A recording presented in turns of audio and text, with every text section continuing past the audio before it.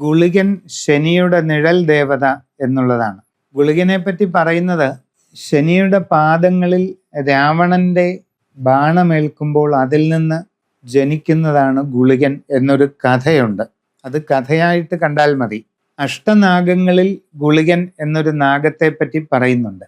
ശിവഭൂതഗണങ്ങളിൽ ഒരു വ്യക്തിയാണ് ഗുളികൻ എന്ന് മറ്റൊരു കഥയിൽ പറയുന്നുണ്ട്. എന്തായാലും ഗോത്ര താന്ത്രിക സമ്പ്രദായത്തിൽ ആരാധിക്കപ്പെടുന്ന ഒരു ദേവതാഭാവമാണ് ഗുളികൻ. കേരളീയ ജ്യോതിഷത്തിൽ ശനിഗ്രഹത്തിൻ്റെ ഉപദേവതാ സ്ഥാനത്ത് വരുന്ന ഒന്നായിട്ട് ഗുളികനെ പറയുന്നുണ്ട്. ശനിപുത്രൻ എന്നുള്ള സങ്കല്പമാണ്. മന്ദന്റെ പുത്രൻ എന്നുള്ള അർത്ഥത്തിൽ മാന്നി എന്ന പേരിൽ ഗ്രഹനിലയിൽ കേരളീയ ജ്യോതിഷത്തിൽ ഗുളികനെ അടയാളപ്പെടുത്താറുണ്ട്.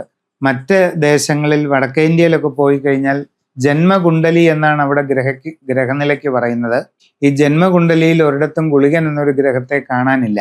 അത് കേരളീയ ജ്യോതിഷത്തിൻ്റെ മാത്രം പ്രത്യേകതയാണ്.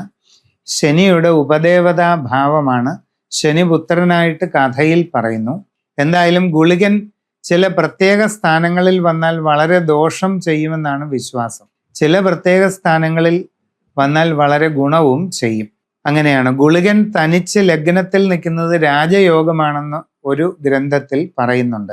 എന്നാൽ ഇപ്പം 4-ാം ഭാവത്തിൽ ഗുളികൻ ഭാവനാഥനോടുകൂടി നിന്നാൽ ആ 4-ാം ഭാവത്തെ കൊണ്ട് ചിന്തിക്കുന്ന കാര്യം എന്താണോ അതിന് കുറച്ച് കുറവ് വരും, ദോഷം വരുമെന്നാണ്. 5-ലാണ് ഗുളികൻ നിൽക്കുന്നതെങ്കിൽ 5-ാം ഭാവത്തെ കൊണ്ട് ചിന്തിക്കുന്ന വിദ്യ, സന്തതി തുടങ്ങിയ കാര്യങ്ങളിൽ അതിൻ്റെതായ പോരായ്മകൾ വരുമെന്നാണ്.